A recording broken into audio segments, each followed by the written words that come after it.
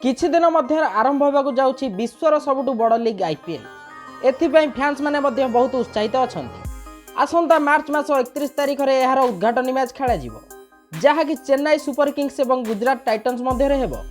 एहा मध्य खेलाड़ी मानक फिटनेस पई चिंतार अछंती टीम मैनेजमेंट, कारण बहुत खेलाड़ी आघात पई आईपीएल रु बाद पड़िछंती। अपर पार्श्वर दलर अधिनायकत्व को नहीं मध्य टीम मैनेजमेंट मानकर चिंता बढ़िछि।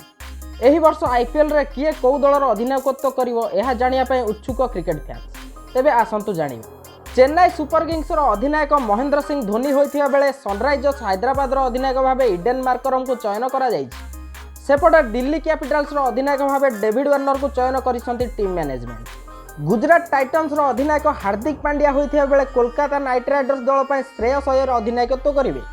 लखनऊ सुपर जायंट्स रो अधिनायक केएल राहुल होइथिबा बेले एमआई रो अधिनायक रोहित शर्मा होइछंती। सेपटे पंजाब किंग्स पई शिखर धवन को अधिनायक भाबे चयन करा जायथिबा बेले राजस्थान रॉयल्स पई संजू सैमसन को चयन करा जायछि। अपर पार्श्वर रॉयल चैलेंजर्स बैंगलोर रो अधिनायकत्व करिवे फैफ डु प्लेसिस। एहिपरि अधिक वीडियो देखिया पई आम चैनल को लाइक, सब्सक्राइब एवं शेयर करंतु। ब्यूरो रिपोर्ट, डिजिटल खबर 24।